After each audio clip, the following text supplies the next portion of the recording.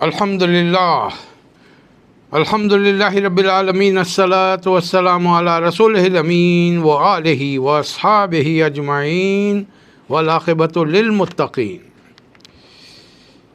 محترم خواتین و حضرات، السلام علیکم ورحمۃ اللہ وبرکاتہ۔ اعوذ باللہ من الشیطان الرجیم، بسم اللہ الرحمن الرحیم۔ وقال الرسول یا ربی ان قوم اتخذوا هذا القرآن مہجورا، صدق اللہ مولانا العظیم۔ اور اس دن رسول فرمائیں گے، اے میرے رب، میری قوم کے لوگوں نے اس قرآن کو پیٹھ پیچھے ڈال لیا تھا۔ 19واں پارہ شروع ہو رہا ہے۔ اس میں سورۃ الفرقان کے علاوہ جو سورہ شعراء ہے اور اس کے ساتھ سورہ نمل آئے گا انشاءاللہ۔ نمل کا کچھ حصہ اس میں آئے گا،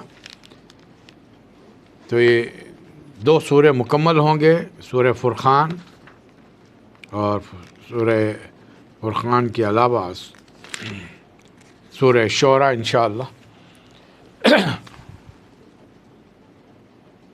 سورہ فرقان میں ہم نے شروع میں دیکھا کہ اللہ تعالیٰ جب کبھی اپنے نبی پر اس سے محبت آتی ہے، پیار آتا ہے، تو بڑے خلوص کے ساتھ، بڑے محبت کے انداز میں عبد کہتا ہے۔ یہ کئی مقامات پر ہم نے دیکھا ہے۔ الحمدللہ سورہ کہف میں ہم نے دیکھا الحمدللہ الذی انزل علی عبدہ الکتاب۔ اس سے پہلے کے سورہ میں، سورہ بنی اسرائیل میں، اللہ نے وہی فرمایا سبحان الذی اسری بعبدہ۔ اس سورہ میں بھی اللہ تعالیٰ کا انداز وہی ہے، تبارک الذی نزل الفرقان علی عبدہ۔ بڑا بابرکت ہے جس نے اپنے بندے پر فرقان نازل فرمایا، اور اس لیے کہ لیکون للعالمین نذیرا، تمام جہان والوں کے لیے۔ یہ بار بار اس قسم کی آیات اس بات کی دلیل ہیں کہ نبی کریم صلی اللہ علیہ وسلم کی رسالت جس دن سے شروع ہوئی مکہ مکرمہ میں، قیامت تک کے لیے تمام دنیا کے انسان اس کے مخاطب ہیں۔ اب سوال یہ ہے کہ رسول اللہ صلی اللہ علیہ وسلم کو تو اللہ تعالیٰ نے 23 سال کی نبوت کے دور کے بعد 63 ایئرس کی عمر میں دنیا سے اٹھا لیا، تو پھر یہ دنیا تک پیغام کہاں پہنچا؟ نہیں، پیغام پہنچا ہے۔ 30-40 سال کے عرصے میں صحابہ اکرام کی بڑی تعداد نے دنیا کے کونے کونے میں پھیل کر دین اسلام کو پہنچایا، اور آج 1445واں سال چل رہا ہے ہجری کے اعتبار سے، 1445۔ 56-57 اسلامی ممالک ہیں جہاں کی تقریباً مور دین 90% آبادی اور حکمران مسلمان ہیں۔ اس سے بڑھ کر کیا ہوگا؟ اگر مسلمان آج سے 500 سال پہلے یہ کام چھوڑے نہ ہوتے دین کو غیر مسلموں تک پہنچانے کا، تو بہت ممکن ہے کہ اللہ تعالیٰ ایک دم تناسب مختلف ہوتا۔ آج کے دور میں غیر مسلم کم ہوتے، اسلام کے ماننے والے زیادہ ہوتے۔ بلکہ دیگر کی بات چھوڑ دیجیے، ہم سب کانٹیننٹ کی بات کریں، اللہ تعالیٰ نے سب کانٹیننٹ پر مسلمانوں کو 600 سے 800 سال کی حکومت دی۔ پھر اس کے بعد انگریزوں کا دور آیا، لیکن انگریزوں کے اس دور میں بھی ہندوستان میں چھوٹی چھوٹی مسلم ریاستیں تھیں۔ اگر یہ تمام حکمران قرآن مجید کے ترجمے کراتے اور اس پر دین سیکھنے سکھانے پر انعامات کے ترغیب دیتے، اسلامی اصولوں پر پابندی کرنے والوں کو بے تحاشا نوازتے، تو آج بھی پاپولیشن کا ریشیو کچھ اور ہوتا۔ لیکن بہرحال اب جو ہونا تھا وہ ہو گیا۔ اب بات آ کے پڑی ہے آپ پر اور مجھ پر۔ اب ہم کو کیا کرنا ہے؟ دراصل ہمیں یہ دیکھنا ہے، اگر ہم نہیں کریں گے آیت نمبر 30 سورہ فرقان۔ اب بڑے دلچسپ ترین بات یہ ہے کہ بر صغیر کے سب بہت بڑے عالم حضرت اشرف علی تھانوی رحمۃ اللہ علیہ، جنہوں نے قرآن مجید کا اردو میں ترجمہ کیا، اس کے حواشی لکھے اور خواتین کے لیے خصوصی کتاب لکھی، ان کی عبادات وغیرہ سے متعلق بیشتی زیور کے بارے میں۔ مجھے یاد ہے کہ میرے بچپن میں اس دور میں یعنی جب ہمارے والدین کی شادیاں ہوئی تھیں، ہر گھر کی خاتون کو جہیز میں ایک قرآن مجید کا ترجمے والا نسخہ مولانا اشرف علی تھانوی رحمۃ اللہ علیہ کا اور بیشتی زیور جہیز میں دیا جاتا تھا دین سکھانے کے لیے۔ انہوں نے اپنے اس قرآن کے ترجمے کے پہلے صفحے پر لکھا، یہ آیت کوٹ کی ہے کہ مسلمانوں کو جھنجھوڑا ہے کہ اگر تم دین پر نہیں چلو گے، سمجھو گے نہیں، عمل نہیں کرو گے، اپنی نسلوں کو نہیں سکھاؤ گے، اپنے ملک کے لوگوں کو نہیں سکھاؤ گے، تو یاد رکھو دنیا والے تو تمہیں سزا دیں گے ہی، لیکن آخرت میں نبی کریم صلی اللہ علیہ وسلم جن کے بارے میں تمہیں بڑی آرزویں، تمنائیں، امیدیں وابستہ تم کر رہے ہو کہ وہ ہم کو جنت میں لے کر جائیں گے ہاتھ پکڑ کر، اس لیے کہ تم نے ادھر ادھر کے قصے سن رکھے ہیں۔ ایک مولوی صاحب نے کہہ دیا کہ قیامت کے دن معاملہ یہ ہوگا کہ رسول اللہ صلی اللہ علیہ وسلم کی امتی کو دوزخ کا سرٹیفکیٹ ملے گا، وہ جاؤ، فرشتے پکڑ کر لے جا رہے ہوں گے، رسول اللہ علیہ وسلم کے سامنے سے جائے گا، رسول اللہ علیہ وسلم پوچھیں گے، پہچان لیں گے اپنی امتی کو کہ زندگی میں کبھی نہ کبھی تو اس شخص نے نماز پڑھی ہوگی، تو سجدے کی وجہ سے اس کی پیشانی چمک رہی ہوگی، وضو کیا ہوگا، جسم کے اعضاء ہاتھ اور پیر چمک رہے ہوں گے، اور اس اندھیرے ماحول میں رسول اللہ علیہ وسلم امتی کو پہچان لیں گے، فرشتوں کو دھکا دے کر وہ پیپر پھاڑ کر پھینک دیں گے اور اپنے امتی کو جنت میں داخل کریں گے۔ بتائیے، ذرا سوچ کر دیکھیے، کیا یہ ممکن ہے قیامت کے دن جبکہ اللہ کی بادشاہی ہوگی اور اس دن اللہ رحمان و رحیم نہیں ہوگا؟ اس دن اللہ تعالیٰ کا حال یہ ہے، لمن الملک اليوم، آج کس کی بادشاہت ہے؟ اللہ سوال کرے گا، خود جواب دے گا، للہ واحد القہار۔ قہار کی اللہ کے 99 نام ہیں، گنتی کے نام ہیں جن میں ذرا سختی کا کے مزاج الفاظ آتے ہیں، ورنہ رحمان، رحیم، کریم، ستار، غفار، اللہ نے وہ الفاظ استعمال نہیں کیے۔ قرآن مجید میں قہار کا لفظ کیوں استعمال کیا ہے کہ نہیں، تم میری رحم دلی سے اتنا فائدہ مت اٹھاؤ کہ نبی کی تعلیمات کو تم پیٹھ پیچھے ڈالو، اور نبی عمل کر رہے میری ہدایت پر، میری ہدایات کو تم سرے سے نظر انداز کرو، یہ تم نے غلط کیا ہے، اس کی تمہیں سزا بھگتنی پڑے گی۔ یہ اس زمانے میں مشرکین مکہ نبی کریم صلی اللہ علیہ وسلم پر ایک اعتراض کرتے تھے کہ لولا نزل علیہ القرآن جملۃ واحدہ، بھئی آپ کے پاس اللہ کا کلام آ رہا ہے تو مسئلہ کیا ہے، ایک وقت میں پورا قرآن کیوں نہیں اترتا؟ ہر 4 دن کو آپ ایک نیا سورہ سناتے ہیں، ہر 4 دن کو ایک نیا سورہ سناتے ہیں، پھر ان سوروں کے اندر ریپیٹیشن ہے، بار بار موسیٰ علیہ السلام کا، ابراہیم علیہ السلام کا، نوح علیہ السلام کا، عیسیٰ علیہ السلام کا ذکر آ رہا ہے۔ اللہ اس کے لیے دلیل فرما رہا ہے کہ کذالک، ہاں ہم ایسے ہی کرتے ہیں۔ اس کی وجہ کیا ہے جانتے ہو تم؟ نثبت بہ فؤاد، اے محمد صلی اللہ علیہ وسلم آپ کے دل کو مضبوطی ملے، ورتلناہ ترتیلا، اور آپ اس کو رک رک کر، ٹھہر ٹھہر کر، فکر و تدبر سے ساتھ، غور و خوض کے ساتھ پڑھیں، تاکہ اس کے معنی و مفہوم کو سمجھ کر یاد دہانی کے طور پر ان سوروں کو یاد کر کے اپنے عمل میں، انسانی عمل میں جو کمزوریاں، کوتاہیاں ہو رہی ہیں، ان کی ریکٹیفیکیشن کریں۔ اے نبی صلی اللہ علیہ وسلم، اگر ہم چاہیں ولا، اور اس کے علاوہ تھوڑا تھوڑا نازل کرنے کی اور ایک وجہ کیا ہے، ولا یاتونک بمثل الا جئناک بالحق واحسن تفسیرا، یہ کبھی اچانک الٹے پلٹے سوالات آپ کے سامنے لائیں، ہم اس کا بہترین جواب آپ کو عنایت فرمائیں۔ اب بتائیے آپ مجھے، کتنے سوال رسول اللہ صلی اللہ علیہ وسلم سے کیے گئے؟ ابھی جو سورہ گزر چکا ہے، سورہ یوسف، یہ سوال یہودیوں کے سکھانے پر مشرکین مکہ نے رسول اللہ صلی اللہ علیہ وسلم سے کیا کہ آپ پر بنی اسرائیل فلسطین سے مصر، ایجپٹ کو کب گئے؟ اللہ نے پورا 111 آیت کا سورہ اتار دیا۔ پھر ہم نے دیکھا کہ رسول اللہ صلی اللہ علیہ وسلم سے 3 سوال کیے گئے سورہ کہف کے اندر، غار والے کون تھے، موسیٰ علیہ السلام اور خضر علیہ السلام کا کیا واقعہ تھا، تاریخ کا ایک بادشاہ گزرا ہے ذوالقرنین، اس کے بارے میں کیا جانتے ہیں؟ اللہ نے فوری سورہ نازل کر دیا، تاکہ یہ جو اچانک بے وقت کے سوالات آئیں گے، ہم اس کا مطلب کھلا ہوا کیا ہوا، سارا علم نبی کریم صلی اللہ علیہ وسلم کے پاس نہیں تھا، ضرورت کے مطابق اللہ تعالیٰ علم نازل فرما رہا تھا۔ البتہ سارا علم میرے الفاظ کا قطعی یہ مطلب نہیں ہے کہ نبی صلی اللہ علیہ وسلم کا علم کم تھا. تمام دنیا کی مخلوقات میں اللہ کے بعد سب سے زیادہ علم نبی کریم صلی اللہ علیہ وسلم کو تھا، لیکن سارا علم نہیں تھا، اس لیے کہ اللہ کے علم کا احاطہ کوئی بشر، کوئی مخلوق نہیں کر سکتی. وَلَا يُحِيطُونَ بِشَيْءٍ مِّنْ عِلْمِهِ.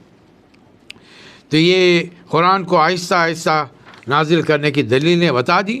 پھر اس کے بعد اللہ نے یہ بھی ذکر کیا کہ اے نبی صلی اللہ علیہ وسلم وَإِذَا رَأَوْكَ يَتَّخِذُونَكَ إِلَّا هُزُوًا، یہ جب کبھی آپ کو راستہ چلتے ہوئے دیکھ لیتے ہیں تو آپ کا مذاق اڑا لیتے ہیں اور آپس میں ایک دوسرے سے کہتے ہیں کیا یہی وہ شخص ہے، یہی وہ صاحب ہیں جن کو اللہ نے رسول بنا کر بھیجا ہے.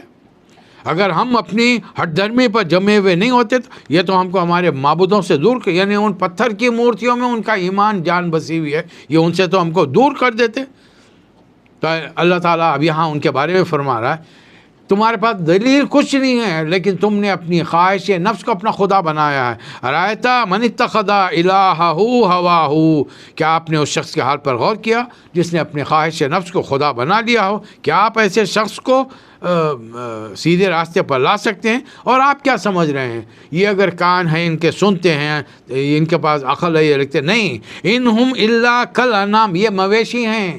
مویشیوں کے بھی جان کان ہوتے ہیں، دل ہوتے ہیں، آنکھیں ہوتی ہیں، لیکن وہ اسے نتیجے اخذ نہیں کر سکتے، اسے رزلٹس نہیں اورینٹ کر سکتے اس کے اندر. ہم نے چاند بنایا، سورج بنایا، آسمان سے بارش کیا، اور اے نبی صلی اللہ علیہ وسلم ہم نے آپ کو بھیجا ہے کس لیے؟ وما ارسلناک الا مبشرا ونذیرا، ہم نے آپ کو ایمان لانے والوں کے لیے خوشخبری اور نہ ماننے والوں کے لیے نذیر، ڈراوا دینے والا بنا کر بھیجا ہے. اور کہہ دیجئے میں جو یہ کام کر رہا ہوں تمہارے خلوص میں کہ ہم ایک ہی قبیلے سے تعلق رکھتے ہیں اور دنیا کے تمام انسان ایک انسانی جوڑے سے تعلق رکھتے ہیں، اور میں اللہ کا آخری نبی ہوں، اس لیے میں یہ پیغام تم تک پہنچا رہا ہوں، مجھے اس کے لیے کوئی معاوضہ نہیں چاہیے. قل ما اسألکم علیہ من اجر، مجھے کچھ نہیں چاہیے بس. اور اگر ہو سکے آخری رکوع یاد کیجئے، اپنے بچوں کو یاد کرائیے. بڑا پیارا رکوع ہے، 17 آیتوں پر مشتمل ہے، 61 سے شروع 77 پر ختم ہے. تبارک الذی جعل فی السماء بروجا وجعل فیہا سراجا وقمرا منیرا، بڑا متبرک ہے جس نے آسمان میں برج بنائے، چراغ اور چمکتا چاند، سورج اور چاند کو آسمان میں سجایا. وہی ہے جو رات دن کو ایک دوسرے کا جانشین کرتا ہے، اس میں بڑی نشانیاں. وہ عباد الرحمن. اب یہ 16 آیتوں پر یا 15 آیتوں میں اللہ تعالیٰ نے وہ انسانوں کا ذکر کیا ہے جن کو اللہ اپنے بندے قرار دے رہا ہے، عباد الرحمن فرما رہا ہے. ورنہ پوری مخلوق ہم سورہ مریم میں پڑھ چکے ہیں کہ ساری مخلوقات ہر قسم کی درین چرین پر یہ سب اللہ کے بندے، لیکن انسانوں میں اللہ ان کو بندہ، اپنا بندہ، رحمان کا بندہ قرار دے رہا ہے. ان کی خصوصیات کیا ہیں؟ یمشون علی الارض ہونا واذا خاطبهم الجاہلون قالوا سلام. وہ جب زمین پر چلتے ہیں تو اللہ کی بات کرتے ہیں، اللہ کے دین کی، رسول کی بات کرتے ہیں، اور کوئی بد کلامی، بدتمیزی، کچ بحثی پر اترا ہے، قالوا سلام، سلام کہہ کے آگے بڑھ جاتے ہیں. وہ لوگ راتوں کو اٹھ کر عبادت کرتے ہیں اور اپنی عبادتوں میں وہ غرور و تکبر نہیں کرتے، اور وہ کہتے ہیں کہ اللہ، راتوں کو اٹھ کر اللہ سے دعا کرتے ہیں، رب نصرف عنا عذاب جہنم، اللہ ہماری ان عبادت سے کچھ ہونے والا نہیں ہے الا یہ کہ تو قبول کرے، تو ہم کو اپنی شان کریمی سے جہنم کی آگ سے بچا لے، اس سے کہ جہنم کا عذاب بڑا جان کا لاگو ہے، برا ٹھکانہ ہے. اور یہ لوگ جب خرچ کرتے ہیں تو پھر اس میں نہ اسراف کرتے ہیں نہ بخل سے کام لیتے ہیں، بلکہ کانا بین ذالک قوامہ، وہ درمیان کا راستہ اختیار کرتے ہیں. ہندوستان کے مسلمانوں میں آج کل ایک جہالت ہمارے بچپن سے ہی ہم دیکھتے چلے آ رہے ہیں، بچہ جب 4 سال 4 مہینے کا ہو جائے اس کی بسم اللہ کراتے ہیں. پھر بچہ 5ویں 6ٹھے سال اگر روزہ رکھ رہے اس کی روزہ کشائی ہوتی ہے، اس کے لیے بڑی تقریب، لوگوں کو جمع کیا جاتا ہے.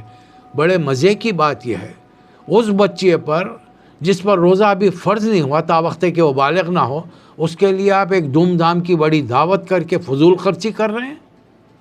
وہ پیسہ جو ان بچوں کے مستقبل میں کام آ سکتا ہے، وہ پیسہ جو تمہارے پڑوسیوں کے اندر ان کی بھوک مٹا سکتا ہے، ان کے یتیم بچوں کی کفالت کر سکتا ہے، بیوہ عورتوں کے لیے روزی روٹی کا سامان بن سکتا ہے، اس کو تم ایک معمولی سی تقریب میں ہزاروں کی تعداد میں بڑے بڑے ہال بک کر کے تم اس کو صرف کر رہے ہو۔ یہ تمہارے لیے قیامت کے دن یہ اللہ پوچھے گا۔ اس کے بعد پھر 3 نام اللہ نے گنائے کہ یہ 3 کام بڑے کبیرہ گناہ یہ لوگ نہیں کرتے۔ اللہ کے ساتھ کسی کو شریک نہیں کرتے، کسی انسان کو ناحق قتل نہیں کرتے، اور بدکاری نہیں کرتے۔ جو کرے گا اللہ قیامت کے دن ان کو دگنا عذاب دے گا، الا یہ کہ موت سے پہلے سچے دل سے توبہ کرے۔ الا من تاب وآمن وعمل عملا صالحا فاولئک یبدل، سچے دل سے توبہ کرو گے تو ان تمام گناہوں کو اللہ تعالیٰ نیکیوں میں بدل دے گا۔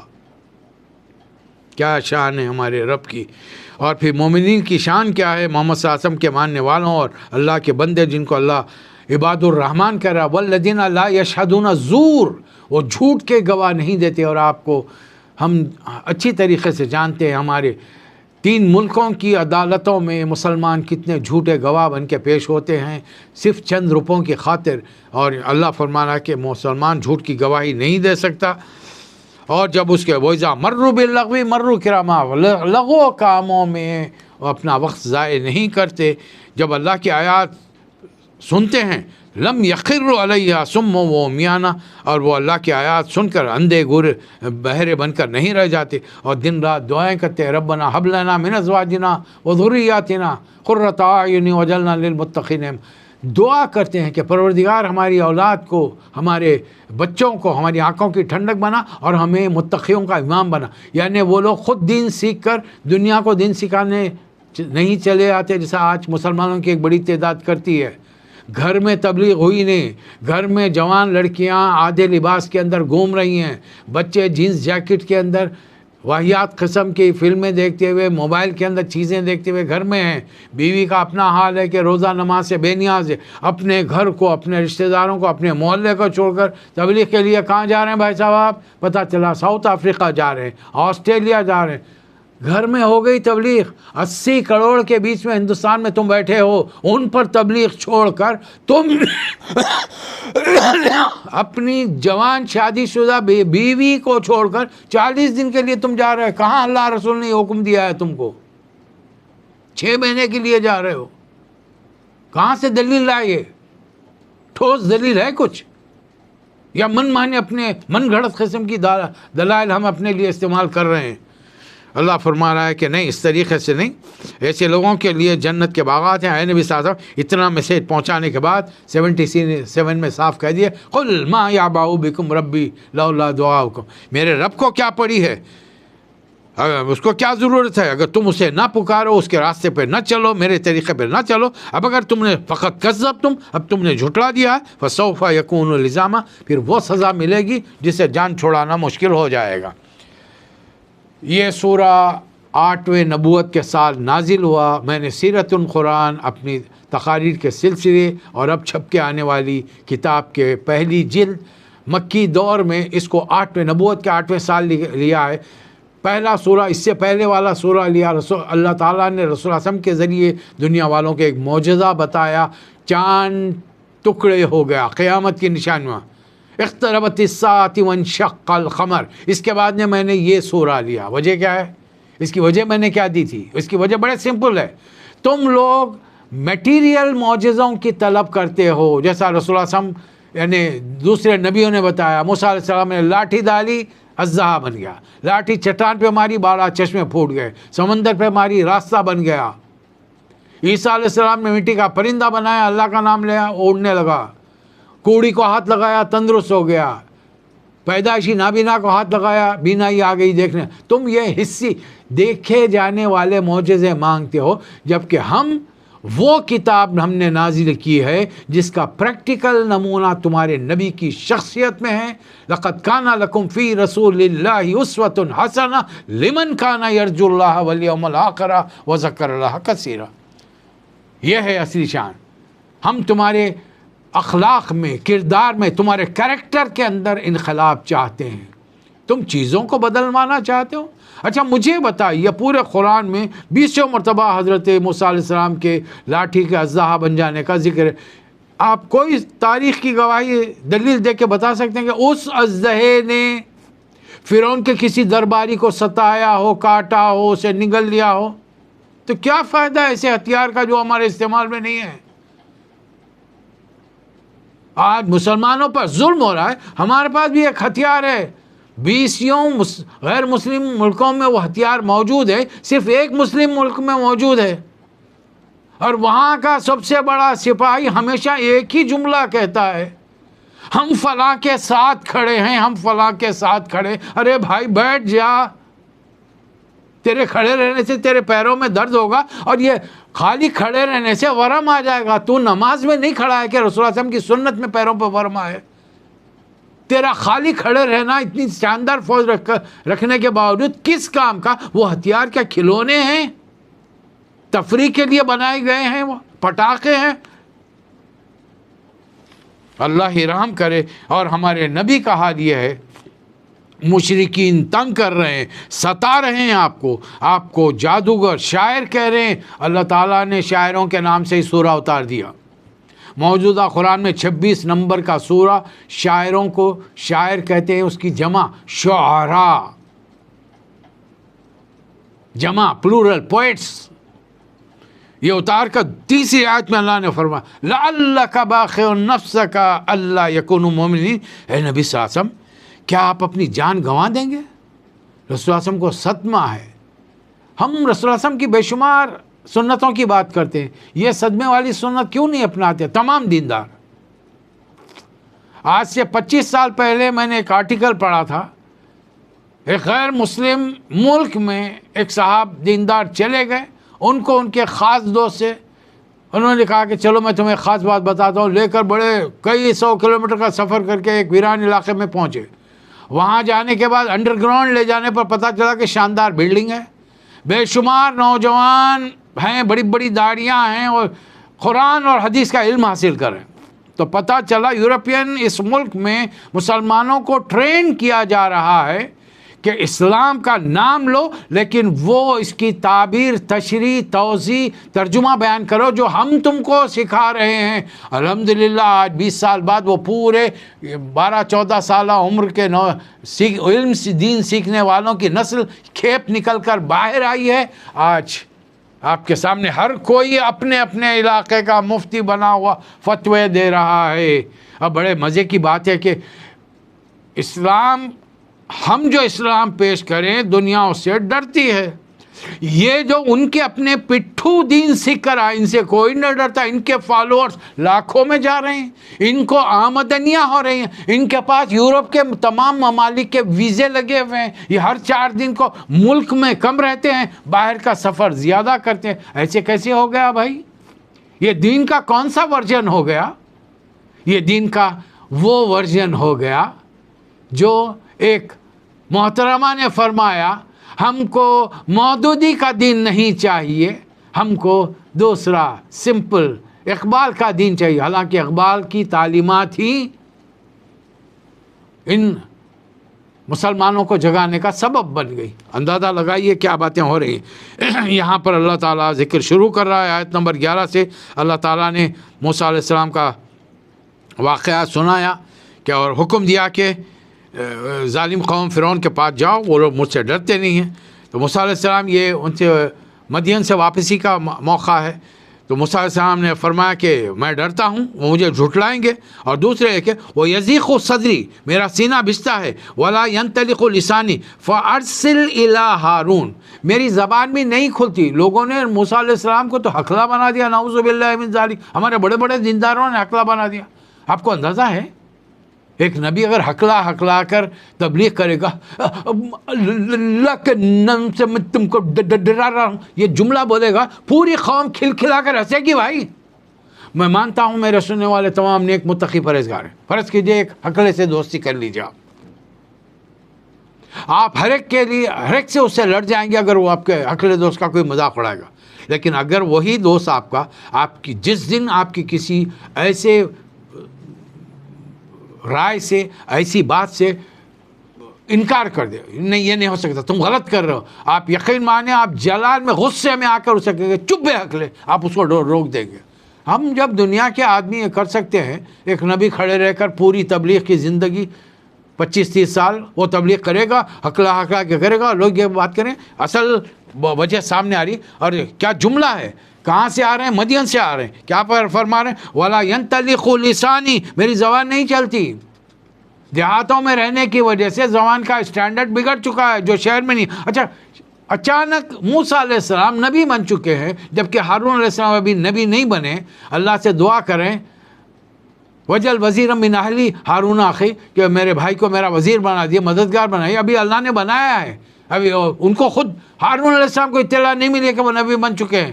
اور موسیٰ علیہ السلام یہاں کہہ رہے ہیں فارسی للہ ہارون, ہارون تک یہ بات پہنچے گی. کیوں بھائی؟ اس لیے کہ شہر میں رہتے ہیں, ان کی زبان سٹینڈرڈ ہے, لینگویج پاش ہے ان کی. یہاں پر اس کا ذکر ہے. فرعون کے دربار میں چلے گئے اور کہنے لگے کہ بھائی بہت ظلم کر لیا تو نے مسلمانوں پر, بنی اسرائیل پر, اب میرے ساتھ چھوڑ دے. میں لے کے یہ 8-10 سال کے بعد کا جملہ ہے. 8-10 سال بہت سارے واقعات ہوتے رہے.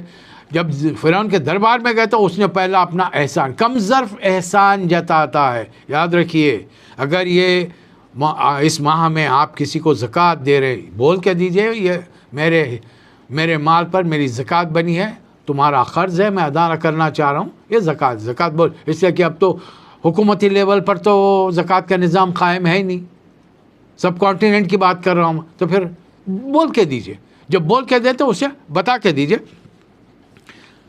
لیکن زندگی میں پھر یہ مت بولیے تمہارے برے وقت میں کام آیا تھا, ورنہ وہ جو فرض آج ادا کیا ہے وہ قیامت کے دن 0 ہو جائے, ملٹی پلائڈ بائی 0 ہوگا, اور وہاں کچھ نہیں ملے گا. وہاں پھر زکوٰۃ ادا نہ کرنے کی جو سزا مقرر کی گئی ہے وہ جانوروں کی طرح گھاس چرتے ہوئے مسلمانوں کو نظر آئیں گے, اسے بچ کر رہیے. فرعون نے اپنا احسان جتایا, ہم نے تجھے کھلایا پھر پلایا, اور تو نے الم نربک فینا ولیدا ولبثت فینا من عمرک سنین, کیا ہم نے تمہیں کھلایا پلایا نہیں, اور زندگی کے کتنے سال جوانی تک ہمارے ساتھ رہے. وہ فالتا کلتی فالتا, اور تو نے وہ حرکت کی جو نہیں کرنی چاہیے تھی, میرے ایک آدمی کو مار دیا اور نکل کر یہاں سے چلے گئے. موسیٰ علیہ السلام نے انکار نہیں کیا, ڈینائی نہیں کیا کہ میں نہیں کیا. ہاں کیا میں نے, میرے ہاتھ سے قتل ہوا ہے اور میں تجھ سے ڈر کر بھاگا ہوں. فَفَرَرْتُ مِنْكُمْ لَمَّا خِفْتُكُمْ, تم سے ڈر کر اس لیے کہ تم مجھے قتل کرا دیتا وہاں پر. لیکن اب میں جا رہا تھا, نبوت نہیں تھی, ایمان نہیں تھا, اس لیے اللہ تعالیٰ تیرے سے ڈر کے گیا. اب ایمان ہے, تیرے شہر میں دن دناتے ہوئے داخل ہو رہا ہوں. آخر ان 10 سالوں میں میری شخصیت میں, میری صورت شکل میں کیا تبدیلی آ گئی, تیرے درباریوں تیرے فوجیوں میں کیا تبدیلی آ گئی, کیوں وہ روک نہیں سکے مجھے. یہ نبی کا جاہ و جلال ہوتا ہے. حالانکہ وہ لاٹھی جو ان کے ہاتھ میں ہے وہ اژدہا بنی ہوئی نہیں تھی, وہ لاٹھی ہے. لوگ دیکھ رہے ہیں کہ ایک لکڑی لے کر ایک بندہ داخل ہو رہا, اور سب پہچان رہے ہیں یہ موسیٰ ہیں جو محل میں پرورش پائے ہیں, بادشاہ کے ملکہ کے چہیتے رہے ہیں. لوگ جانتے ہیں, لیکن ایمان آنے کے بعد جو قوت انسان میں ہوتی ہے وہ کیفیت نہیں تھی. آخرکار پھر کافی مکالمے ہوئے, اور اس مکالموں کے بعد میں پھر ایک جادوگروں کے ساتھ مقابلہ ہوا. سارے جادوگر جمع ہو گئے. انہوں نے فرعون سے, جادوگر کیا ہوتے ہیں, اگر ان میں واقعی حقیقی جادو ہوتا, وہ طاقت ہوتی ان کے جادو میں, وہ ہر ملک کا جادوگر اپنے ملک کا حکمران بنا ہوا ہوتا تھا. لیکن ان جادوگروں کا کیا حال ہے جو قرآن بتا رہا ہے, اِنَّ لَنَا لَأَجْرًا إِن كُنَّا نَحْنُ الْغَالِبِينَ. بادشاہ سلامت, جہاں پناہ ذل الہی, اگر ہم جیت جائیں گے تو انعام ملے گا. فرعون کیا تکبر سے کیا جواب دے رہا ہے, نعم, ہاں یقیناً ملے گا. وَإِنَّكُمْ إِذًا لَمِنَ الْمُقَرَّبِينَ, اور تم ہمارے خاص مقرب بند لوگوں میں شامل ہو جاؤ گے. مقابلہ ہوا اور جادوگروں نے لاٹھیاں ڈالیں, سانپ اژدہے بن گئے. لیکن اللہ تعالیٰ نے موسیٰ علیہ السلام کو حکم دیا, انہوں نے لاٹھی ڈالی اور اس نے پورے جادو کو ہڑپ کر لیا. جیسے ہی جادوگروں نے یہ منظر دیکھا, فَأُلْقِيَ السَّحَرَةُ سَاجِدِينَ, بے اختیار سجدے میں گر گئے, اور ان کے منہ سے نکلا آمنا برب العالمین ربی موسیٰ و ہارون, ہم رب کائنات پر ایمان لائے. فرعون نے دھمکی دی, میں تمہیں قتل کرا دوں گا, پھانسی دے دوں گا, ہاتھ پیروں کٹا دوں گا. ان کا جواب, اللہ کا کی جانب سے ایمان، اللہ پر وہ ایمان لا چکے ہیں، اس لیے خوف دنیا داروں کا نکل گیا۔ وقت کے بادشاہ کو چند لمحے پہلے ہاتھ پھیلا کر انعام مانگ رہے تھے، اب ڈنکے کی چوٹ پر جواب دے رہے ہیں، قالوا لا ضیر، نو پرابلم، کوئی پرواہ نہیں ہے، انا الی ربنا منقلبون، مرنا تو ہے، اب چونکہ ہم نے سحر سے توبہ کر لی ہے، ہم اپنے رب کے پاس جائیں گے، ہمیں توقع ہے کہ اللہ تعالی ہمیں معاف کرے گا۔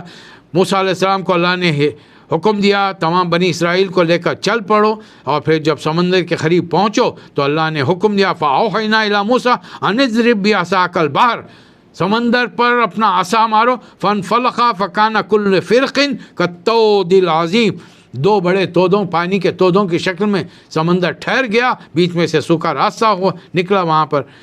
موسیٰ علیہ السلام بنی اسرائیل کے ساتھ دوسرے کنارے پہنچے، فرعون اپنی فوج کے ساتھ سمندر میں گھس گیا، موسیٰ علیہ السلام نے وہاں کھڑے کھڑے لاٹھی سے ضرب لگائی، دونوں جانب کھڑا ہوا پانی آپس سے مل گیا، فرعون ڈوب گیا۔ یا اس کے بعد ابراہیم علیہ السلام کا ذکر ہے، جو اپنی شعور کی حدوں میں پہنچ کر دیکھ رہے ہیں کہ اجاڑ واہیات قسم کے مٹی کیچڑ لگے ہوئے پتھر مزدور لا کر گھر کے صحن میں رکھتے ہیں۔ جس دن چھٹی ہوتی ہے، والد آزر لنگی بنیان پہن کر سیدھا ان کی مرمت کرنے پہلے دھوتا ہے ان کو کیچڑ وغیرہ سے، پھر ہتھوڑی اور چمنی لے کر وہاں پہنچ جاتا ہے اور ان کی تراش خراش نکلتی ہے، پھر اس پتھر میں سے خوبصورت مورت نکلتی ہے۔ تو پتہ چلا کہ جس پتھر سے مورت نکلی اور جس میں وہ خدا کہلائی، اس کا کچھ ویسٹ پارٹ بھی ہوتا ہے، اس لیے کہ پتھر کا جو ویسٹ حصہ تھا اسے پھینک دیا گیا، اس کو خدا سمجھ کر بازو سینت کے نہیں رکھا گیا۔ وہ جو صرف مورتی بنی وہی پوجا کے لائق ہے، عبادت کے لائق ہے، اوپر سے جو تراش خراش کر کے جو چھوٹے چھوٹے ٹکڑے گر گئے اس کو خدا نہیں سمجھا جاتا تھا۔ تو پوچھا ان سے یہ کیسی چیزیں ہیں جن کی آپ عبادت ما تعبدون، تو کہتے ہیں ہم اس چیز کی عبادت کر رہے ہیں، ان بتوں کی جو ہمارے باپ دادا کرتے تھے۔ تو موسیٰ علیہ السلام ابراہیم علیہ السلام نے سوال کیا هل يسمعونکم، کیا یہ سنتے ہیں جب تم پکارتے ہو؟ کیا تمہیں فائدہ پہنچاتے ہیں؟ او یضرون، کیا تمہیں نقصان پہنچاتے ہیں؟ ان کا جواب ایک ہی تھا، سمپل، بل وجدنا آباءنا کذالک یفعلون۔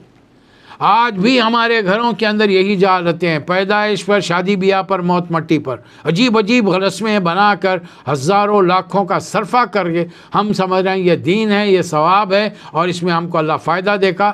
یہی وہ بدعتیں ہیں جو نبی کریم صلی اللہ علیہ وسلم اور صحابہ کرام نے ہم تک نہیں پہنچائی، نہیں بتائی۔ نبی صلی اللہ علیہ وسلم کے دوران نبوت میں 20 بچے پیدا ہوئے، سینکڑوں نکاح ہوئے، سینکڑوں صحابہ کرام کی موتیں ہوئیں طبعی طور پر اور شہادتیں ہوئیں۔ بتائیے 3 موقع ہیں نا، ولادت بھی ہو رہی ہے وہاں پر، آپ کے گھر نواسے پیدا ہوئے، حسن پیدا ہوئے، حسین پیدا ہوئے رضی اللہ تعالیٰ عنہما۔ کیا کیا آپ نے؟ عقیقہ کیا، 2 بکرے ذبح کیے، سر کے بال نکالے، 7ویں دن نام رکھا، بالوں کے وزن کا چاندی صدقہ و خیرات کی، یہ خوشی ہے۔ نکاح کیا، سمپل مہر ادا کیا، اسی وقت ولیمہ کیا، ولو بشاشہ، چاہے بکری کا بچہ کیوں چھوٹا، سینکڑوں بڑے بڑے ہال بک کر کے سینکڑوں لوگوں کو بلانا کوئی شان نہیں ہے، یہ جہالت ہے اور یہ بدعت ہے۔ پھر مر گئے، رسول اللہ صلی اللہ علیہ وسلم نے 3 دن تک غم منانے کا حکم دیا، سوائے عورت کے جس کا شوہر انتقال کر گیا ہو، بیوہ کے لیے غم کی مدت الگ ہے 130 دن، ورنہ دوسروں کے لیے صرف 3 دن، 3 دن کے بعد ختم ہو گیا مسئلہ۔ لیکن ہم کیا کیا کر رہے ہیں آپ اچھی طریقے سے جانتے ہیں۔ ابراہیم علیہ السلام بڑی پیاری دعائیں کر رہے ہیں، اس کو یاد کر لیجئے۔ اللہ کی شان بتا رہے ہیں، فرما رہے ہیں الذی خلقنی فہو یہدین، اللہ نے مجھے پیدا کیا ہے، تخلیق کیا ہے، ماں باپ کے ذریعے وجود میں لایا، وہی سیدھا راستہ دکھایا۔ والذی ہوا یطعمنی ویسقین، وہی کھلاتا ہے، وہی پلاتا ہے۔ واذا مرضت فہو یشفین، اور جب میں بیمار پڑتا ہوں تو اللہ تعالیٰ مجھے شفا دیتا ہے۔ والذی یمیتنی ثم یحیین، اللہ ہی مجھے موت دے گا، مجھے دوبارہ زندہ کرے گا۔ والذی اطمع ان یغفر لی خطیئتی، میں اسی سے توقع رکھتا ہوں کہ میری مغفرت کرے گا، میرے تمام گناہوں کو یوم الدین قیامت کے دن معاف کرے گا. اے اللہ ربی حبلی حکم والحقنی بالصالحین، اے اللہ مجھے اپنا حکم، اپنی نبوت عطا فرما تو اور مجھے صالحین میں ملا. یہ نبیوں نے جب بھی مانگا، اللہ سے مانگا. آگے چل کر اللہ تعالیٰ حضرت نوح علیہ السلام کا ذکر فرما رہا ہے آیت نمبر 105 میں. پھر اس کے بعد ان کی قوم کو ایک آیت نمبر 120 میں ثم اغرقنا بعد الباقین، ایمان والوں کو بچا کر بقایا کو غرق کر دیا، اس کا ذکر ہے.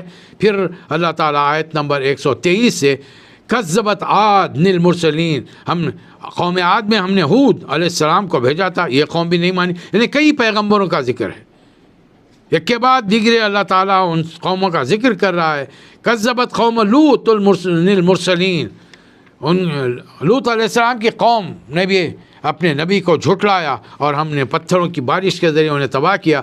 شعیب علیہ السلام کی قوم، شعیب علیہ السلام نے اپنی قوم کو تجارت میں مال دینے لینے میں کمی بیشی کرنے پر، ڈاکے ڈالنے والے پر، دھوکہ دینے پر خبردار کیا. قوم نہیں مانی، اللہ نے اس قوم کا بیڑا غرق کر دیا اور انہیں تباہ و برباد کیا. پھر اللہ آخر میں فرما رہا ہے 192 میں اِنَّهُ لَتَنزِيلُ رَبِّ الْعَالَمِينَ. اے مکے والو تم سمجھتے ہو کہ محمد صلی اللہ علیہ وسلم کا کلام ہے؟ اے دنیا والو تم سمجھتے ہو کہ محمد صلی اللہ علیہ وسلم کا کلام ہے؟ نہیں، یہ رب العالمین کا کلام ہے. نزل بہ الروح الامین، اور اس کو نازل کرنے والے روح. اصل قرآن مجید روح کا جو استعمال فرماتا ہے وہ حضرت جبرائیل علیہ السلام کے لیے ہے. پورے قرآن میں جہاں روح کا لفظ ہے وہ جبرائیل علیہ السلام کے لیے، جبکہ ہم جس کو روح اردو والے سمجھتے ہیں، قرآن اس کو نفس کہتا ہے. ہم صبح تمہارے نفسوں کو نکال لیتے ہیں رات میں، پھر رات میں نکال لیتے ہیں، صبح میں لوٹا جس کی چاہے لوٹا دیتے ہیں. یہ نفس کی بات ہو رہی ہے یہاں پر. اور یہ آپ کے قلب پر جبرائیل نے نازل علی قلبک لتکون من المنذرین، آپ کے قلب پر اس لیے نازل کیا گیا کہ آپ مکے والوں کو کھول کھول کر سمجھا دیں، ان کو وارن کریں. کیا یہ ہمارے عذاب کے لیے جلدی کریں؟ آپ کی مخالفت کرنا اس بات کی دلیل ہے کہ وہ چاہتے ہیں کہ اللہ کا عذاب آ جائے. اور یہ کہتے ہیں کہ نبی پر یہ کلام لے کر شیاطین نازل ہو رہے ہیں. اللہ فرما رہا ہے وما تنزلت بہ الشیاطین، یہ کام شیاطین کا نہیں کہ وہ اللہ کے کلام کو لے کر اترے، نہ ان کو یہ کام سجدہ ہے، نہ وہ کر سکتے. وہ تو قرآن کے انہم عن السمع لمعذورون، اس کی سننے سے بھی دور رکھے جاتے ہیں.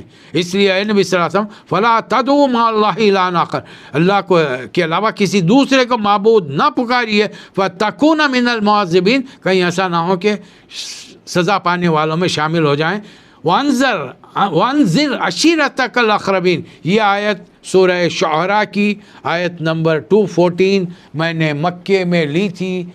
نبوت کے چوتھے سال پہلی آیت میں نے لی تھی. قوا انفسکم واہلیکم نارا، اے محمد صلی اللہ علیہ وسلم پہلے اپنے آپ کو اور اپنے اہل و عیال کو، بیچلر ہیں تو میرے اہل و عیال، میرے ماں باپ بہن بھائی، شادی شدہ ہیں تو بیوی بچے، ان کو بچائیے. دوسرے نمبر پر یہ آیت لی تھی. رسول اللہ صلی اللہ علیہ وسلم نے جیسے یہ آیت نازل ہوئی آپ نے دعوت کی، میں نے دلیل دی تھی. دلیل کیا ہے؟ اے علی کھانے کا بندوبست کرو، بنو عبد الشمس، بنو عبد المطلب، بنو ہاشم سب کو جمع کرو، سارے عورت مرد سب جمع، کھانے کی دعوت تھی. ایک بار ہوئی، بات چیت نہیں ہو سکی، دوبارہ پھر دعوت کی. پھر آپ نے فرمایا کہ اللہ نے مجھے یہ کام سونپا ہے، کون میرے اس راستے میں مددگار ہوگا؟ 3 مرتبہ حضرت علی نے جواب دیا میں اس راستے میں آپ کا مددگار ہوں، جبکہ آپ کی عمر 10 سال تھی.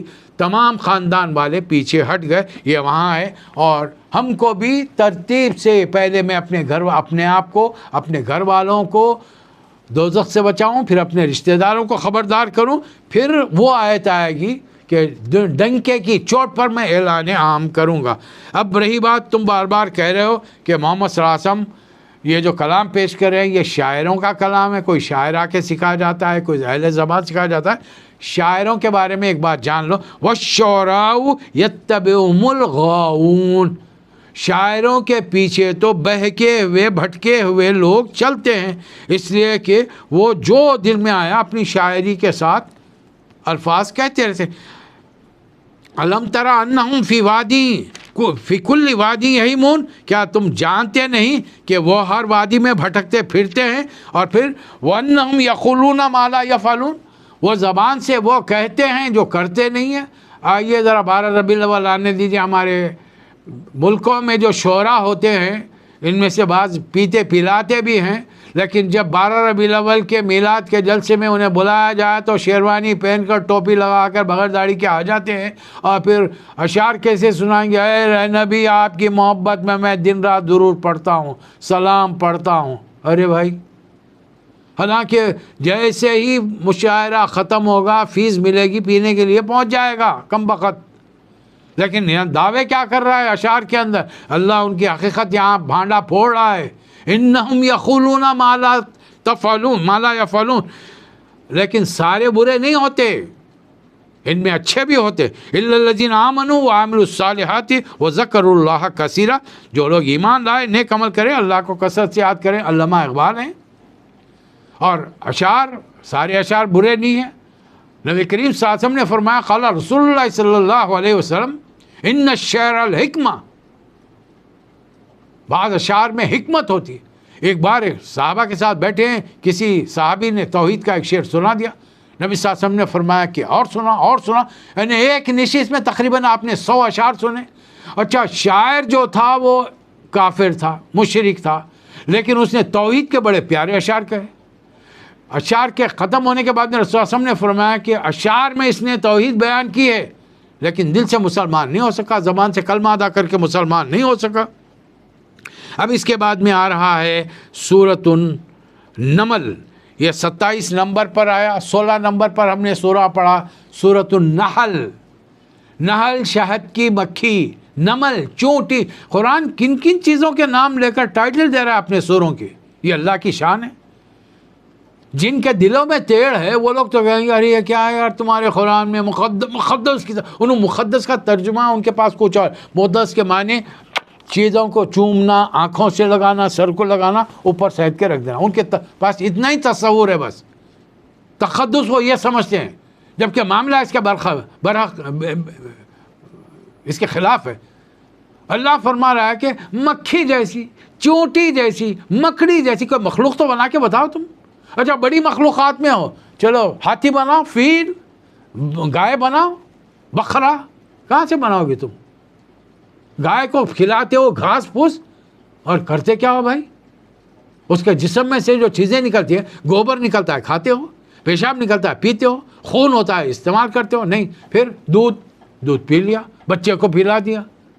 ہاتھی حالانکہ دیکھنے میں اتنا عظیم الشان جانور ہے، لیکن اس کے جو دانت دکھانے کے ہیں، صرف دکھانے کے دانت، کھانے کے، وہ کہتے ہیں نا محاورہ، ہاتھی کے کھانے کے دانت اور دکھانے کے دانت، وہ دکھانے کے جو دانت ہیں ان کی قیمت کا اندازہ ہے کچھ؟ آئیوری کے ہاتھی دانت جو مٹیریل ہے اس کی قیمت کا اندازہ ہم لگا ہی نہیں سکتے۔ تو اے نبی صلی اللہ علیہ وسلم، تلک آیات القرآن و کتاب مبین، یہ آیات قرآن کی اور کتاب مبین کی جو کھول کر بیان کی گئی ہیں۔ اس میں ہدایت ہے اور خوشخبری ہے ایمان والوں کے لیے، ان ایمان والوں کے لیے جو نماز قائم کرتے ہیں، زکوٰۃ دیتے ہیں، آخرت پر ایمان رکھتے ہیں۔ یہ 3 آیتیں سورۃ البقرہ سے ملتی ہوئی آیتیں ہیں۔ پھر اللہ بتا رہا ہے کہ یہ محمد صلی اللہ علیہ وسلم کا کلام نہیں ہے، بلکہ وَإِنَّكَ لَتُلَقَّى الْقُرْآنَ مِن لَدُنْ حَكِيمٍ عَلِيمٍ، اے نبی صلی اللہ علیہ وسلم آپ یہ قرآن ایک حکمت والے، ایک بہت بڑے علم والی ہستی کی طرف سے پا رہے ہیں۔ آئیے پھر موسیٰ علیہ السلام کا قصہ آپ کو سناتے ہیں۔ جب وہ مدین سے واپس آ رہے تھے، اندھیرا تھا، گھر والوں کو ایک جگہ ٹھہرا کر آگ لینے گئے، اور اس آگ کے درخت کے قریب سے آواز آئی، یا موسیٰ انہ انا اللہ العزیز الحکیم، اے موسیٰ میں ہوں تمہارا رب، زبردست بھی ہوں اور حکمت والا بھی ہوں۔ موسیٰ علیہ السلام سے فرمایا لاٹھی زمین پر ڈالو۔ موسیٰ علیہ السلام نے ڈالی، جیسے ہی ڈالا کأنہ جان ولا مدبر، وہ لاٹھی سانپ کی طرح بل کھا رہی ہے، تو موسیٰ علیہ السلام پیٹ پھیر کر بھاگے، ولم یعقب، پلٹ کر بھی نہیں دیکھے۔ اللہ نے فرمایا یا موسیٰ لا تخف، موسیٰ علیہ السلام ڈر گئے۔ رات کا وقت سانپ اپنی لاٹھی کو سانپ بنتا ہوا دیکھ کے ڈر گئے، جیسے کہ سانپ سے ڈرتے ہیں لوگ، ڈس لے گا تو جان جائے گی۔ موسیٰ علیہ السلام کا بھی دنیاوی علم اتنا ہی تھا۔ اور اللہ نے ان کی لاٹھی کو اچانک بغیر بتائے کہ ان کو لاٹھی کو سانپ بنا دیا۔ اللہ تعالیٰ نبی کے ڈرنے کا واقعہ یہاں کیوں بیان کر رہا ہے؟ وہ تم جیسے بشر تھے۔ آج آپ اور میں کبھی پارکوں کو چلے جائیں رات کا وقت، اور پارکوں میں آپ دیتے ہیں کہ درختوں کو پانی دینے کے لیے آج کل جو پائپ بچھاتے ہیں، اب اگر کسی نے پائپ سمیٹا نہیں اور وہیں پائپ پڑا ہوا ہے، رنگ برنگ ہرے رنگ کا پائپ ہے، موٹا سا پائپ ہے اور ربر کا ہے دبنے والا، جیسے ہمارا پیر پڑا ہم کیا کرتے ہیں؟ اچھل کے بھاگتے ہیں وہاں سے۔ کیوں بھاگتے ہیں بھائی؟ اس سے ڈر ہے کہ اگر پیر کے نیچے سانپ ہوگا آ گیا اور ڈس لے گا ہم کو۔ تو موسیٰ علیہ السلام اسی طریقے سے اللہ نے فرمایا یا موسیٰ لا تخف۔ پھر ہم نے فرعون کے مقابلے کے لیے آپ کو 90 آیات، ہم نے 9 نشانیاں آپ کو دی، 9 معجزے آپ کو دیے۔ پھر اس کے بعد میں موسیٰ علیہ السلام کے بعد کئی پیغمبر آئے جن میں وَآتَيْنَا داؤد و سلیمان علم، ہم نے داؤد اور سلیمان دونوں کو بادشاہت بھی دی، نبی بھی بنایا، علم بھی دیا ان کو۔ اور ایک بار سلیمان علیہ السلام جب نکلے، حضرت سلیمان علیہ السلام نے دنیا والوں سے کہا علمنا منطق الطیر، ہم کو پرندوں کی بولیاں سکھائی گئی ہیں۔ اب پرندوں میں ہر چیز آ گئی، چونٹی بھی آ گئی، بعض چونٹیاں اڑتی ہوئی نظر آتی۔ ایک بار فوج لے کر چل پڑے، جن میں اس فوج میں جن بھی تھے، انس بھی تھے اور پرندے بھی تھے۔ وہاں پہ جب نکلے ایک علاقے سے جب گزرے تو وہاں سے آواز آئی، وہاں سے ایک ایسی ہلکی سی آواز حضرت سلیمان علیہ السلام نے سن لی، جو چونٹی اپنے سے بات کر رہی تھی اپنے دیگر چونٹیوں سے، قالت نملۃ یا ایھا النمل ادخلوا مساکنکم، ملکہ چونٹی اپنے تمام چونٹیوں سے کہہ رہی ہے کہ اپنے اپنے بلوں میں داخل ہو جاؤ۔ کیوں؟ لا یحطمنکم سلیمان و جنودہ، کہیں تم سلیمان اور اس کی فوج کے پنجوں کے پیروں کے اندر آ کے روندے نہ جاؤ، وہم لا یشعرون، ان کو پتہ بھی نہیں چلے گا۔ وہ تو ہاتھیوں پر، گھوڑوں پر، اونٹوں پر سوار ہو کے جا رہے ہیں تو ان کو پتہ بھی نہیں چلے گا انہوں نے کسی مخلوق کو پورا سرے سے ختم کر دیا۔ یہ کان اس چونٹی کی آواز حضرت سلیمان علیہ السلام کے کانوں میں پہنچی، بے اختیار لبوں پر مسکراہٹ آ گئی، فَتَبَسَّمَ ضَاحِكًا مِّن قَوْلِهَا، وہ بات سن کر بے اختیار مسکرا دیے، اور لیکن اللہ فوری رجوع کیا اللہ سے دعا کی، قال ربی اعوذنی ان اشکر نعمتک التی انعمت علی وعلی والدی، اے اللہ مجھے قابو میں رکھ کہ میں تیرا احسان ادا کروں جو تو نے مجھ پر، میرے والدین پر کیا، اور میں وہ عمل کروں جس سے تو راضی ہوتا ہو، اور میرا شمار اپنے صالح بندوں میں کر۔ ذرا سوچ کے دیکھیے، چونٹی کی آواز سن لینا کوئی معمولی بات نہیں ہے۔ آج کے دور میں کوئی اور ہوتا تو کہتا کہ یہ تو میرا معجزہ ہے، میری طاقت ہے، میں سن سکتا ہوں۔ نہیں، جو اللہ کے بندے ہوتے ہیں ہر چیز کو اللہ سے منسوب کرتے ہیں۔ یہ جو مجھے بولنے کا علم دیا یہ اللہ نے دیا، یہی اگر اللہ نہ چاہتا تو شاید میں فحش بکتے پھرتا، بے تکی باتیں کرتے پھرتا، اپنا وقت ضائع کرتے پھرتا۔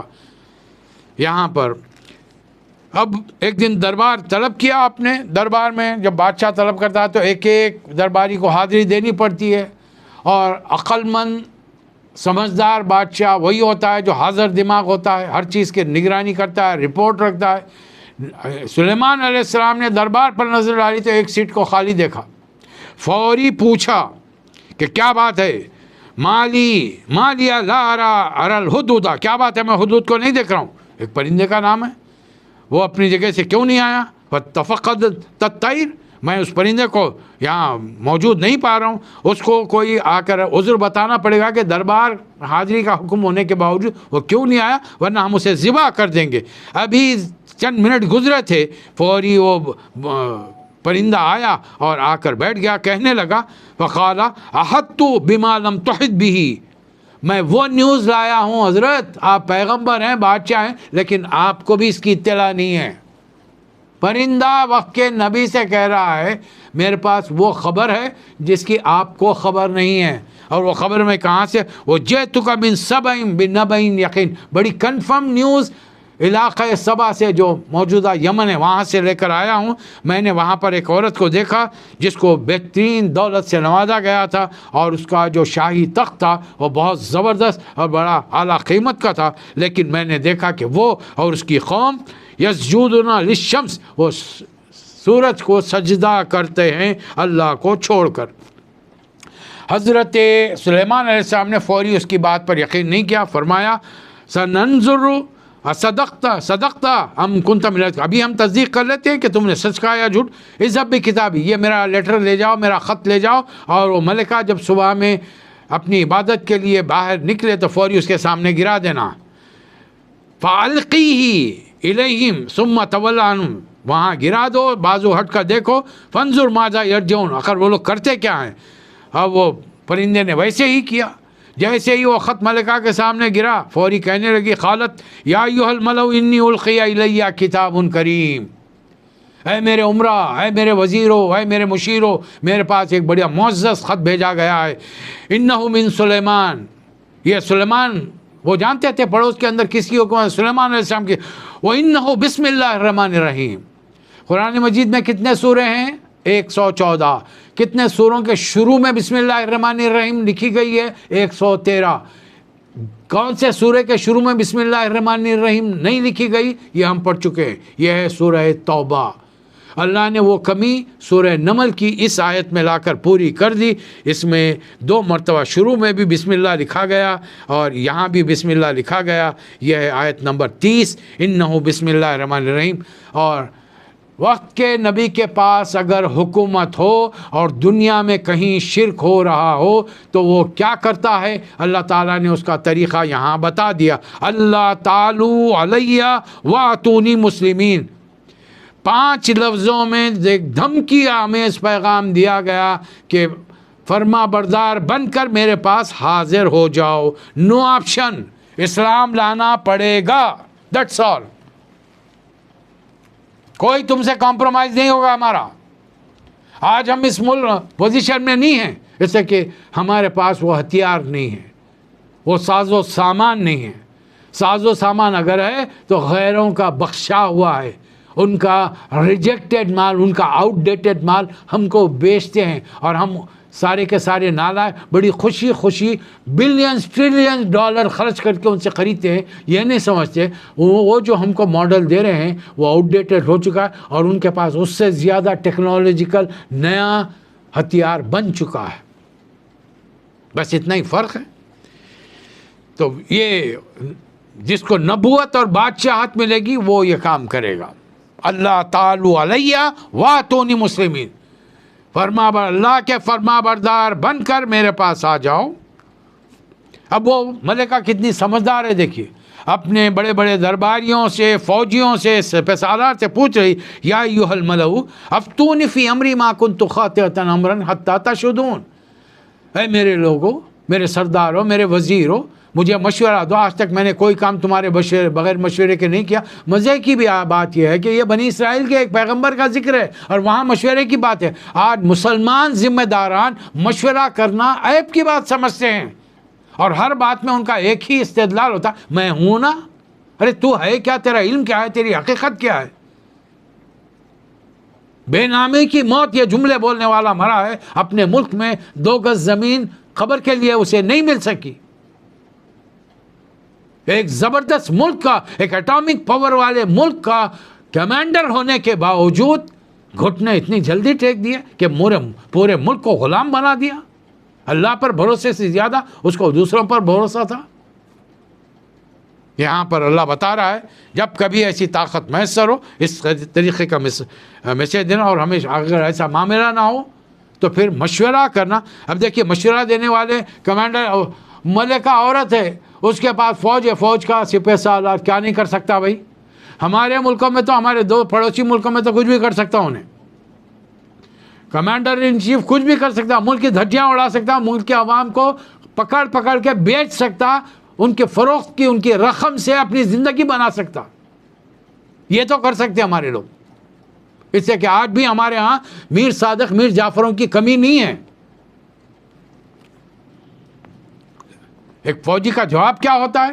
قالو نحن اولو قوت و اولو باس شدید، کہنے لگے تمام سردار، کہنے لگے ہم بڑے طاقتور ہیں، لڑنے والے لوگ ہیں، لیکن والامر الیک، فائنل ڈیسیشن از یورس ملکہ، because you are the final authority in this country, جو بھی ہوگا عورت مرد جو بھی جس کو بنائیں گے، لیکن رسول صلی اللہ علیہ وسلم کا فرمان یاد رہے، جو قوم عورت کو اپنا حکمران چنتی ہے اس کی بربادی میں دیر نہیں لگتی۔ فانظری ماذا تامرین، کیا آپ حکم دیتی ہیں بتائیے ہم کو۔ ملکہ بڑی سمجھدار تھی، کہنے لگی کہ نہیں بھائی، جب دو ملکوں میں جنگ ہوتی ہے تو ایک جیتا ایک ہارتا، فرض کرو ہم ہار گئے تو وہ لوگ ہمارے عزت داروں کے ساتھ، ہمارے لوگوں کے ساتھ، ہماری عورتوں کے ساتھ کیا سلوک کریں گے؟ اس سے پہلے کہ وہ آئیں میں ان کے بعد تحفے دے کے بھیجتی ہوں، دیکھیں گے کیا جواب آتا ہے۔ یہ تمام تحفے لے کر اس کے قاصد وہاں پہنچے۔ سلیمان علیہ السلام نے فرمایا تمہارے تحفے مال دولت تم کو مبارک، اللہ نے تم سے بڑھ کر مجھے دے رکھا ہے، اب اگر سیدھے سے راستے سے مسلمان بن کر فرما بردار بن کر میرے پاس آتے ہو تو ٹھیک ہے، ورنہ ہم تم پر وہ فوجیں چڑھا کے لائیں گے فَلَمَّا نَأْتِيَنَّهُمْ بِجُنُودٍ لَا قِبَلَ لَهُمْ، اس سے پہلے تم نے ان کو دیکھا نہیں ہوگا۔ ڈیلیگیشن واپس ہو گیا۔ یہاں سلیمان علیہ السلام نے دربار کے اپنے درباریوں کی صلاحیتوں کو جانچنے کا ایک موقع پایا اور آپ نے اعلان کیا تم میں سے کون ہے ایھا الملؤ ایکم یاتینی بعرشھا، ابھی میں نے اس کے تخت کی بڑی بات سنی ہے کہ بڑا خوبصورت تخت ہے، کون ہے جو تم میں سے یہاں پہنچا ہے؟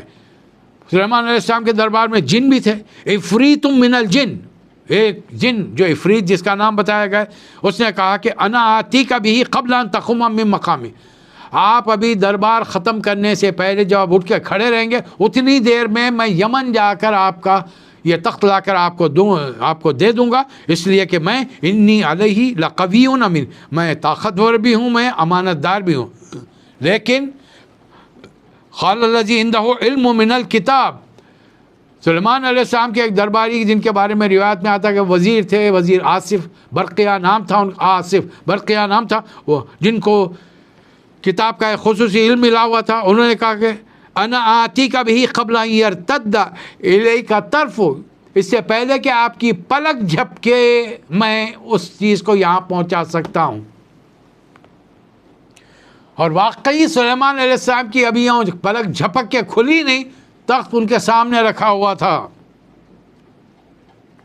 جب اپنے قریب اس کو دیکھا فلما رآہ مستقرہ عنده قال ھذا من فضل ربی، آج قرآن پڑھ کر دنیا کے سائنسدان یہ ٹرانزیکشن کے بارے میں، چیزوں کو ایک جگہ سے ٹرانسپورٹ کر کے سیکنڈز میں دوسری جگہ پہنچانے کی تھیوری پر غور کر رہے ہیں، اور مسلمان اس کو چوم چاٹ کر بخار دور کر رہے ہیں، بچوں کا نزلہ زکام دور کر رہے ہیں، بیٹی کی شادی کرا رہے ہیں، بچے کو نوکری دلا رہے ہیں۔ قرآن ہم کو دنیا کا امام بنانے آیا، اور آج کا نادان مسلمان اس قرآن سے یہ کام لے رہا ہے۔ دیکھیے قرآن کی اس آیت سے کہ ایک شخص نے ایک علم کی بنیاد پر، اور وہ علم یقیناً اللہ تعالیٰ نے حضرت آدم علیہ السلام کو دیا، اور جینیٹیکلی آج کے دور میں وہ علم معلوم دریافت ہو سکتا ہے، اور دنیا والے اس پر کوشش کر رہے ہیں سوائے مسلمانوں کے۔ ہاں ہم بڑے مالدار ہیں، وہ جب چیزیں بنا لیں گے ہم ان سے خرید لیں گے، ہم خرید سکتے ہیں، ہم چیزیں بنا نہیں سکتے۔ فرمایا کہ اس تخت کو محل میں ایسی جگہ رکھو، ان کو اندازہ تھا کہ ملکہ آنے والی ہے، اور تھوڑی دیر میں ملکہ پہنچ گئی، محل میں داخل ہوئی، دربار میں داخل ہوئی، پوچھا گیا یہ تخت کس کا ہے بھائی، کچھ پہچانتے؟ وہ حیران رہ گئی، یہ تو میرا، کیا آپ کا ہے تخت؟ کہنے لگی ہاں یہ میرا ہے، یہ میرا ہی تخت ہو سکتا ہے۔ فلما جاءت قیل ھذا عرشک، قالت کأنہ، ہاں یہی تو وہ ہے۔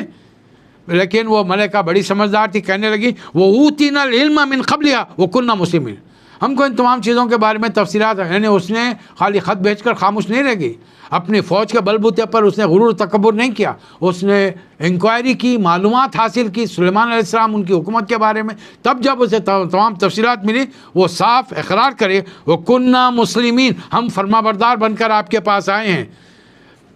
سلیمان علیہ السلام نے کہا کہ ٹھیک ہے آئیے ہمارے محل کی سیر کیجیے۔ دربار سے باہر نکلے، سامنے بڑا سا آنگن تھا، صحن تھا، لیکن ملکہ یہ سمجھی، جب اس نے صحن میں قدم رکھنا چاہا تو اس کو اپنے پیروں کا عکس نظر آیا، اس نے سمجھا یہ پانی ہے، اپنے لباس کو اس نے ٹخنوں تک اٹھا لیا کہ اس کی پنڈلیاں دکھنے لگیں۔ سلیمان علیہ السلام نے مسکرا کر کہا یہ سالڈ ہے، ٹھوس چیز ہے، آئینہ ہے، ممرد ہے، یہ پانی نہیں ہے کہ پانی کے خوف سے کہ کپڑے بھیگ جائیں گے تم نے اپنے لباس کو اٹھا لیا۔ وہ ملکہ اتنی ہوشیار تھی، عقل مند تھی، کہنے لگی ربی انی ظلمت نفسی، اے اللہ اب تک میں نے اپنے نفس پر ظلم کیا، اپنے آپ پر ظلم کیا کہ چاند کو تاروں کو پوچھتی رہی۔ اب میں یعنی دنیا میں دکھنے کے لیے چیزیں کچھ اور ہوتی ہیں، ان کی حقیقت کچھ اور ہوتی ہے، یہ بات یہاں سمجھائی جا رہی۔ وَأَسْلَمْتُ مَعَ سُلَيْمَانَ لِلَّهِ رَبِّ الْعَالَمِينَ، اور میں سلیمان کے ساتھ اے اللہ تیری اطاعت کو قبول کرتی ہوں، تجھ پر ایمان لاتی ہوں۔ مسلمانوں نے کیا کیا؟ ہمارے دیندار علم رکھنے والوں نے، انہوں نے کچھ اور کام نہیں کیا۔ یوسف علیہ السلام کے قصے میں ان کی شادی ان کی ماں کے برابر عورت سے کرا دیا اور اس کا تعویل یہ نکالی، اللہ تعالیٰ نے مہربان ہو کر زلیخا کو جوان کر دیا۔ یہاں پر سلیمان علیہ السلام کے سورہ نمل کے قصے میں کیا کیا؟ سلیمان علیہ السلام کی شادی کرا دی ملکہ سبا سے، اس کا نام اس کا بھی نام بھی رکھ دیا۔ اب بتائیے، ملکہ سبا، اب بولیے، ہم صرف شادیاں کرا سکتے ہیں، قرآن سے تدبر کر کے کائنات کے راز معلوم نہیں کر سکتے ہم؟